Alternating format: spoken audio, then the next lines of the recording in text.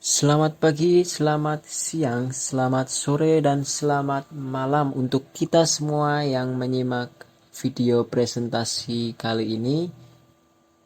Salam sehat dan salam sejahtera untuk kita semua dimanapun kita berada.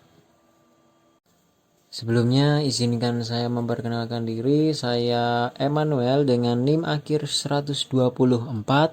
Pada kesempatan kali ini saya menjadi moderator untuk presentasi penyuluhan pertanian dari kelompok saya, kelompok 4, yang kebetulan kami dapat tugas di Desa Kutasari, Kecamatan Baturaden. Di sini ada rekan-rekan saya, Ailedia Maryam dengan NIM akhir 008, Salsabila Miranti dengan NIM akhir 024, Hanum Salsabila Ramadhani dengan NIM akhir 101, dan Jumiati binti Haludin dengan NIM akhir 133. Baik, kita langsung saja masuk ke materi yang pertama, keadaan umum. Desa Kutasari merupakan salah satu desa yang terletak dalam wilayah Kecamatan Baturaden. Dari ibu kota Kecamatan Baturaden, jarak antara Desa Kutasari dengan ibu kota Kecamatan Baturaden sekitar 3 km. Sedangkan dari pusat kota Purwokerto berjarak sekitar 5 km.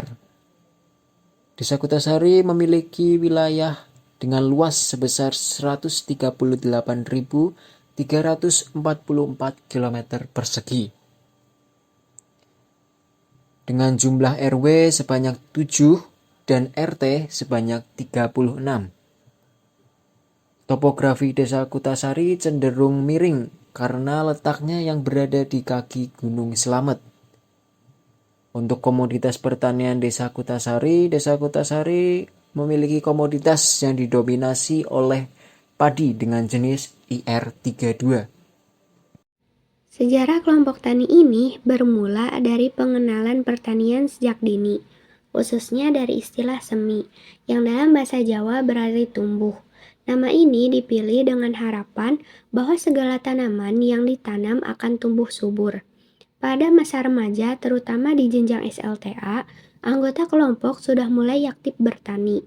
Pada sekitar tahun 2011, beberapa kelompok tani yang sudah terbentuk kemudian bergabung untuk membentuk satu kesatuan kelompok tani yang lebih besar.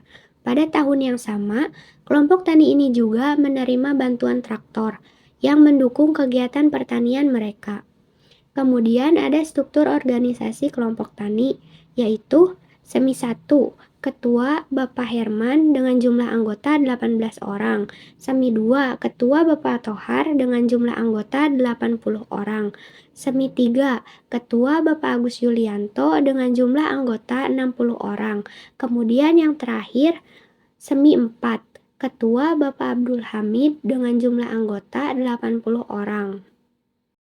Selanjutnya ada identifikasi masalah, yaitu proses mengenali dan mendefinisikan suatu masalah yang harus diselesaikan. Identifikasi masalah juga merupakan langkah awal yang sangat penting dalam penyelesaian masalah dan pengambilan keputusan. Berikut beberapa permasalahan yang dihadapi oleh para petani di Desa Kutasari. Yang pertama, adanya ketidaktersediaan pupuk pada saat dibutuhkan dan kurangnya fasilitas alat dan mesin pertanian pada saat masa tanam. Lalu ada penetapan masalah, yaitu proses mendefinisikan dan membingkai suatu masalah secara jelas dan terarah sehingga memungkinkan solusi lebih efektif dan inovatif. Permasalahan yang kerap dihadapi oleh para petani di Desa Kutasari yaitu sulitnya untuk mendapatkan pupuk bersubsidi dari pemerintah. Stok pupuk yang tidak mencukupi dalam pemenuhan kebutuhan petani mengakibatkan hasil panen yang lebih rendah dan biaya produksi yang lebih tinggi. Perbedaan antara identifikasi dan penetapan masalah adalah identifikasi masalah berfokus pada menemukan dan memahami akar permasalahan, sedangkan untuk penetapan masalah melangkah lebih jauh dengan membingkai masalah menjadi solusi yang lebih kreatif. Lalu, Dampak dari adanya keterlambatan pupuk, yang pertama, terjadinya penurunan produktivitas pertanian. Yang kedua, kenaikan biaya bagi petani, baik biaya saprodi ataupun yang lainnya. Dan yang ketiga, adanya ancaman terhadap ketahanan pangan lokal. Yang selanjutnya adalah pemecahan masalah dan solusi. Untuk pemecahan masalah dan solusi, yang pertama adalah penyusunan jadwal pembelian pupuk. Kita bisa menyusun jadwal pembelian pupuk yang lebih terencana sehingga tidak ada penundaan dalam penerimaan pupuk. Dengan demikian, petani bisa memastikan bahwa pupuk tersedia pada saat yang dibutuhkan. Lalu yang kedua adalah penggunaan pupuk organik. Selain pupuk kimia, kita bisa mulai beralih ke pupuk organik yang bisa dibuat sendiri dari bahan-bahan yang ada di sekitar kita, seperti kompos dari sisa-sisa tanaman atau pupuk kandang. Ini bisa menjadi alternatif yang baik jika pupuk kimia tidak tersedia. Lalu yang ketiga adalah kerjasama dengan kelompok tani. Melalui kerjasama dengan kelompok tani atau koperasi, kita bisa melakukan pembelian pupuk secara kolektif dalam jumlah besar. Dengan begitu, kita bisa mendapatkan pupuk dengan harga yang lebih terjangkau dan memastikan ketersediaannya. Lalu yang keempat adalah penyimpanan pupuk yang baik. Kita juga perlu memperhatikan cara penyimpanan pupuk agar tetap awet dan bisa digunakan saat diperlukan. Penyimpanan yang baik akan memastikan pupuk tetap dalam kondisi baik dan siap digunakan kapan saja. Lalu yang terakhir adalah penggunaan teknologi pertanian. Pemanfaatan teknologi seperti aplikasi untuk monitoring ketersediaan pupuk bisa membantu petani untuk mengetahui stok pupuk di berbagai tempat dan memesan pupuk secara online dengan mudah. Baiklah, saya akan menjelaskan tentang rencana kegiatan penyuluhan. Rencana kegiatan penyuluhan sendiri kita lakukan di Desa Kutasari Baturaden yang berada di Baturaden.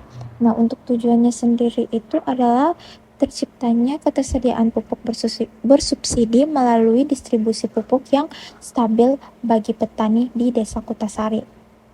Dan untuk masalahnya sendiri, masalah yang dihadapi oleh para petani yang ada di Desa Kutasari itu sendiri adalah distribusi pupuk bersubsidi yang tidak terjadwal. Dan untuk sasaran, untuk pelaku utamanya yaitu untuk wanita tani, ada satu kelompok wanita tani. Kalau taruna tani 0, petani dewasa ada 250 orang. Sementara untuk pelaku usaha yang laki-lakinya ada 200, manakala untuk yang perempuannya ada 50 orang.